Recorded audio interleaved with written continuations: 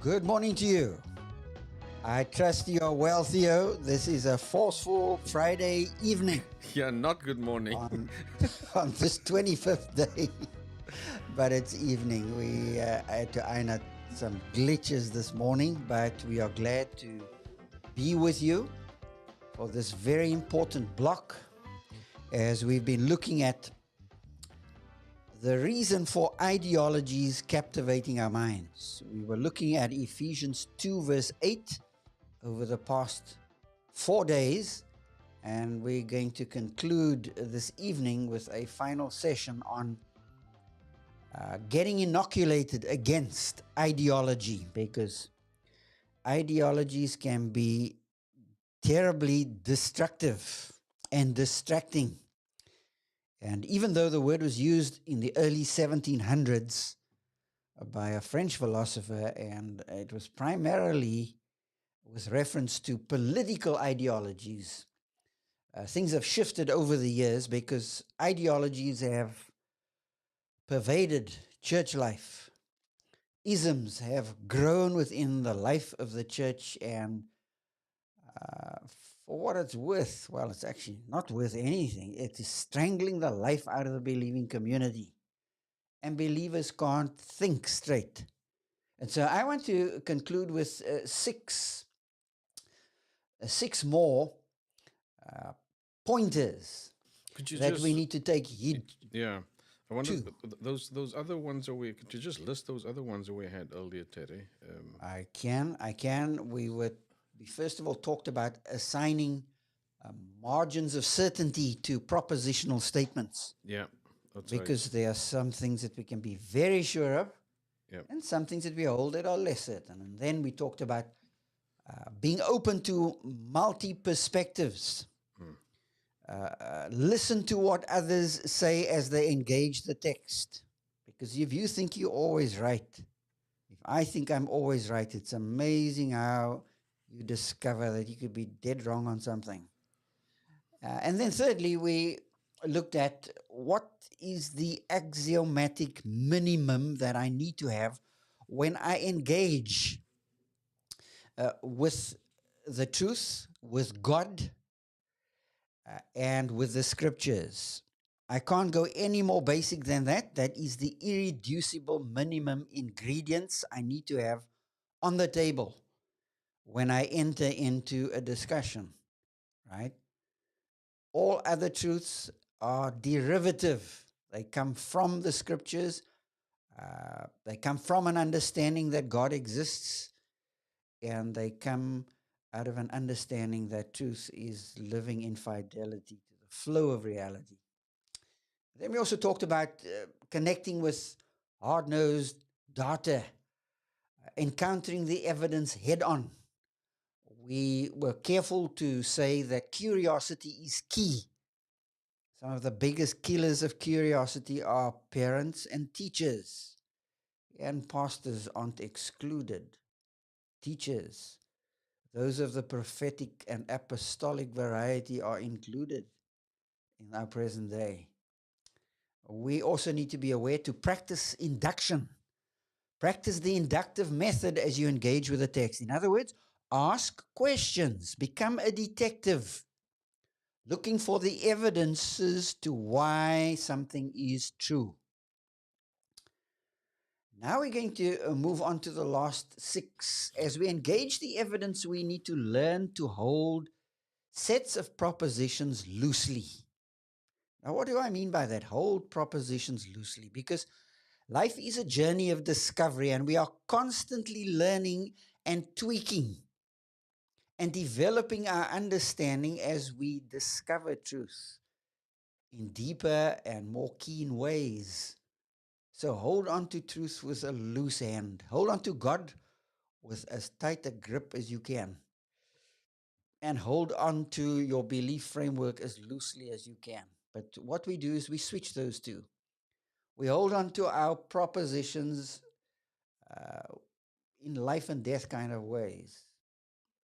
And we hold on to God very loosely, because our propositions are the currency of dispositional knowing. How I get to know something is far more important than where I'm going to land on that issue.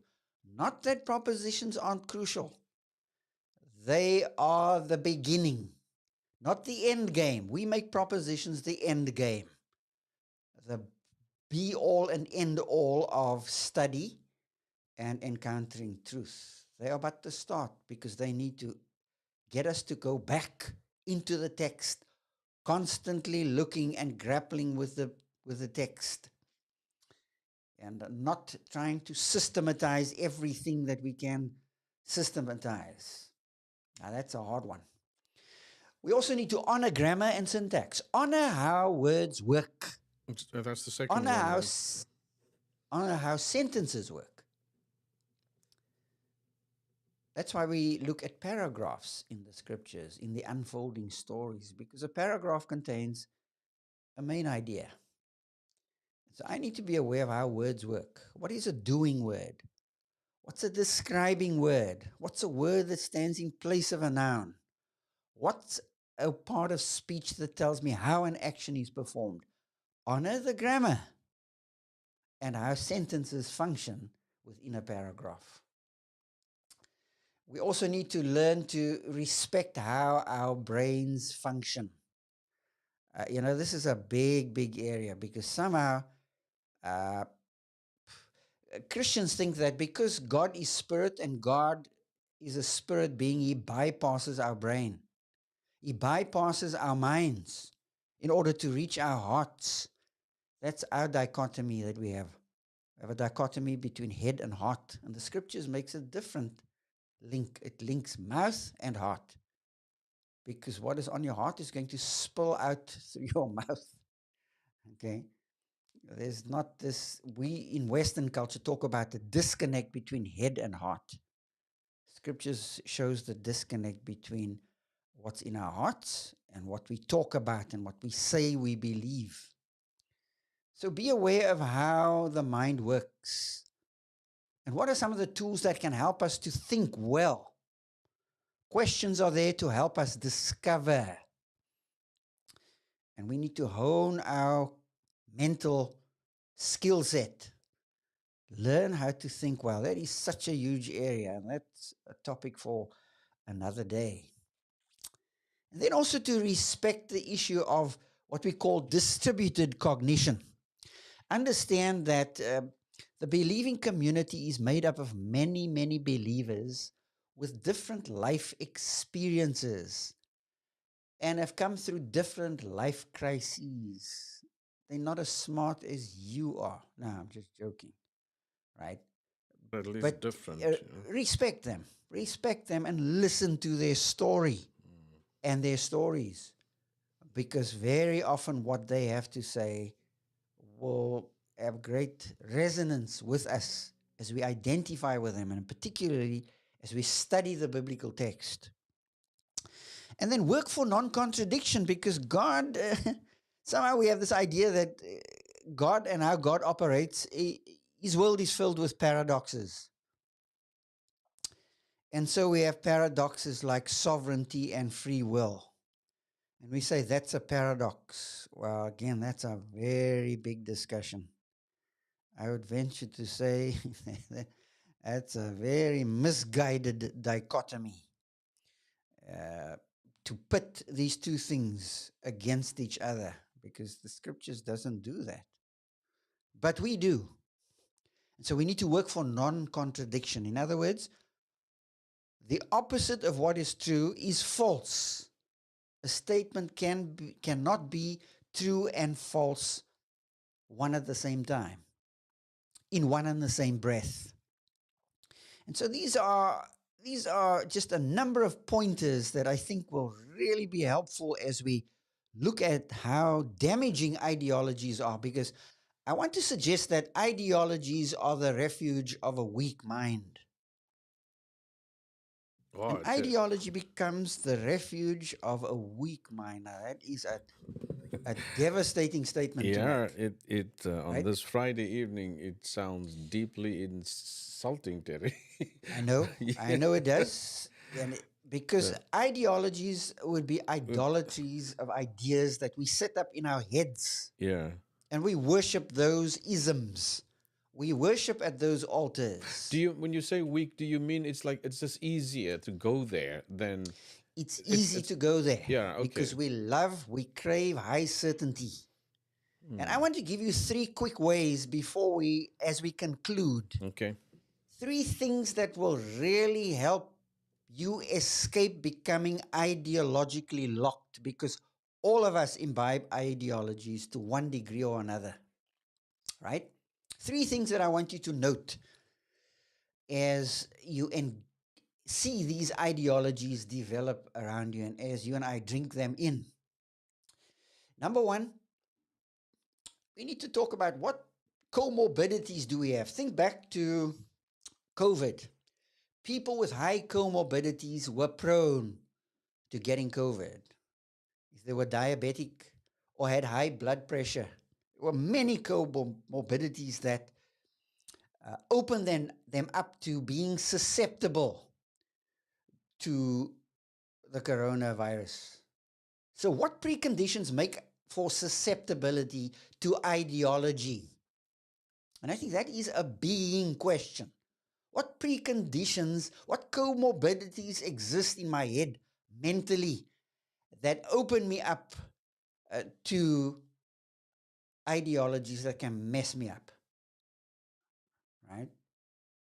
Because here we're talking about ways of thinking. And again, if I crave high certainty, I'm going to gravitate to certain ideologies because they give me very, very high certainty, even though scriptural authority gives me no basis to stand on, right? So watch out for comorbidities, preconditions that make me susceptible to ideology. And then, secondly, watch for intensities. And here I want to talk about the CIA. CIA, not the Central Intelligence Agency, but CIA stands for actions that motivate the adoption of ideology. What opens me up? What motivates me to embrace certain ideologies within the life of the believing community? Well, uh, these are levels of moderation, as I would call it. Some of us adhere very lightly and mildly to certain ideologies. Others of us immerse ourselves in these isms. And others of us just become totally extreme with our isms, as in fundamentalism, which exists not only outside of the believing community, but right inside, right? So there are levels of moderation. What actions motivate the adoption of ideology? And that has to do with things that we do that kind of puts a tiger in our tank to embrace certain ideologies, to embrace certain gurus, because they make us feel very good and very certain about some things or many things. And then the third area, not only comorbidities, not only intensities, but also what I would call mentalities. These are intentionalities. What intentionalities do they bring to mind? These ideologies, what do they bring to mind? What do they bring to our thinking? Because they bring certain angles and ways of thinking through issues that can really trip us up, right? And you won't know that you are in it until somebody points it out to you. Or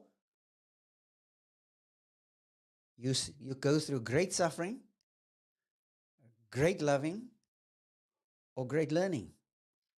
Okay, so these are three heavy ones. If ideologies become a refuge for weak minded Christians, Mm. then we must watch those contexts within which comorbidities exist that will get us to gravitate to some of this. So do you have an example of any of those, Terry? If you think of, I think I get it that one have to be. We are making the assumption here, or we are expecting that there are matters that are almost working against us, and Mhm. so. Do you have an example of what kind of comorbidity are you talking about? What mental precondition? makes us more If I come, susceptible. if I become a victim, think of the whole victim mentality that pervades the believing world. We have become victims of abuse, Mm, sexual abuse, verbal abuse, mm, abuse by leaders. mm, And so we bring those abused behaviors with us, right, mm. into the believing community. And we become suckers to be used by leaders and people alike because we crave belonging and a sense of belonging. So we will do what it takes to belong. And so I will believe certain things because if I don't believe what the in group says, I'm going to be ostracized. I'm going to feel as if I don't belong. Would it be fair to restate that, as I'm thinking now, is that I am likely to be exploited if the needs that I have and the needs I share within the community of faith are used to, or let me put it this way rather, do you suggest that the more needs we have, the more susceptible we are to We ideologies? could be. We could be because what makes me highly adaptive can also get me to become highly deceived, Mm, right? I'm open to be helped and I'm willing to learn, but that could be exploited mm. when I go after gurus and I purely follow people and I take my lead from what people say and I don't develop an inquiring mind. And Okay, that's so why this warning in verse 8 is so potent. yeah, Beware. yeah. But Beware. we all do come with this set of comorbidities. We all do. Yeah, And we need to be made aware of it. got it. And there will come a point where we need to break out of it. We need to break away from it as we transform. Mm, But some never break away. mm. Some are abused by church leaders and people in the believing community to the extreme. Now, it's the second And time you yet, mentioned leaders now. Sorry to cut your word there. mm, Uh, mm, In our discussions, we feel that leaders do take a big responsibility here, right, Terry? mhm, mhm. Of feeding, Absolutely. of, Absolutely. of being occupied with activities that play into what you describe as these isms and these ideologies, keeping the mind occupied with almost menialities, if one can call it that, and not with that which is serious that stretches the mind. I mean, Absolutely. I yeah, think our responsibility as leaders is to teach people to think well mm, and to use the scriptures as the instrument to do that. right. And teach them how to get into it for themselves. Mm, That they are not overly dependent on clerical George to tell them what to think, right. right? And what to believe. If Acts 20:28 is of any use in the believing community, then it says that elders are to guard, guide, and feed. To guard the flock, to guide the flock, and to feed the flock. Mm, Now, wow, that's a tall order. mm.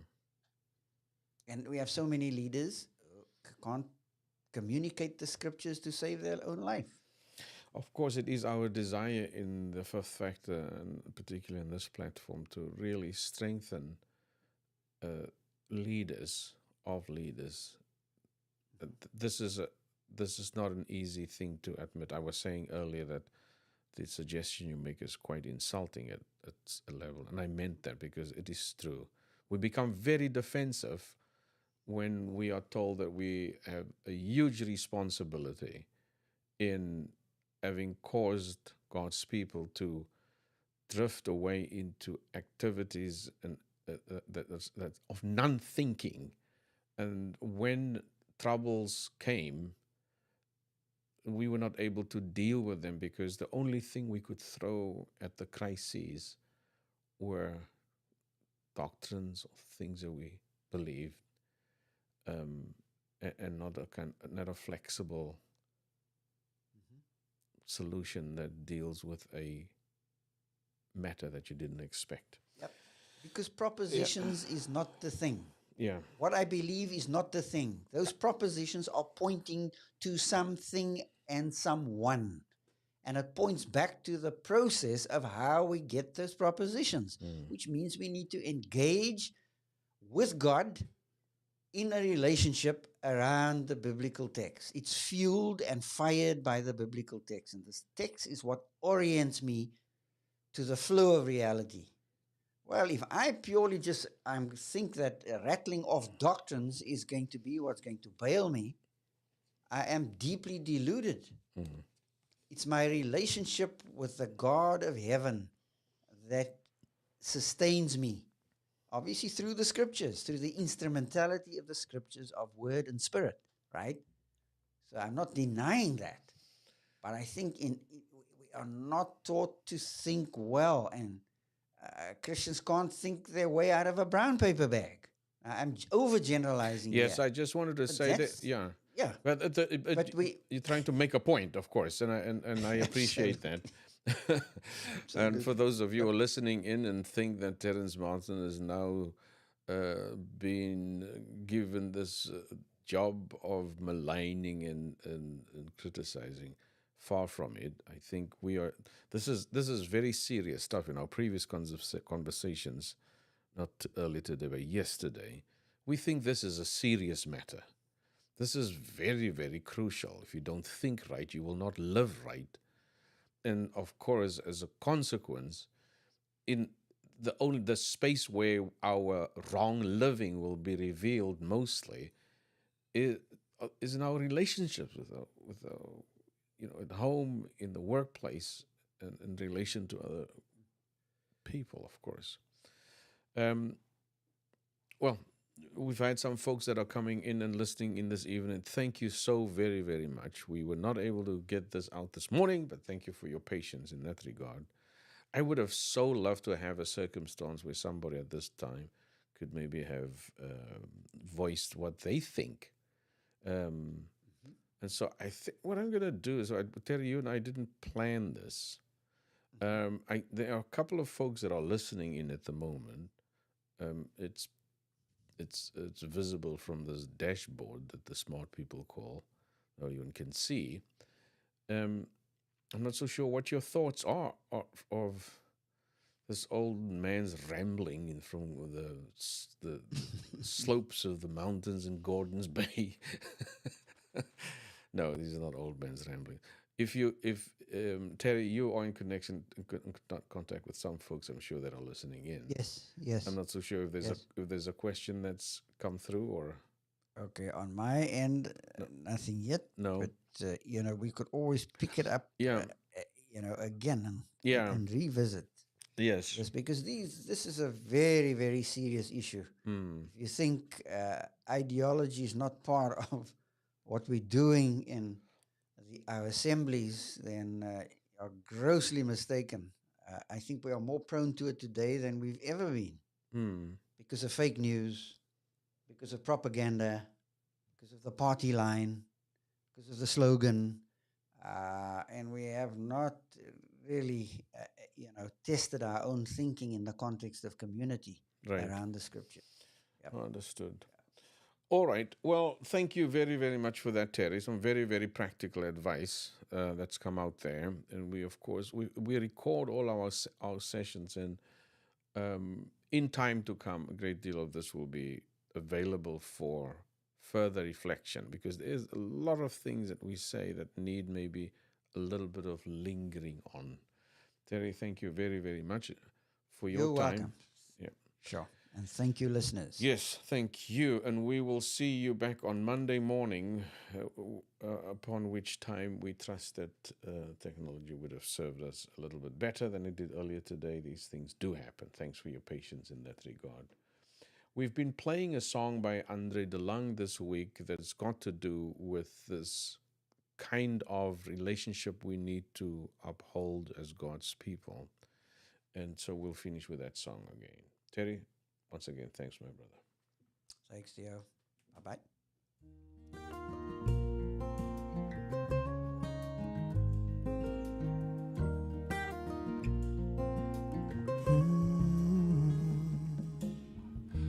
Though I can talk like an angel, make a mountain come when I call, yet don't have love, don't mean nothing at all.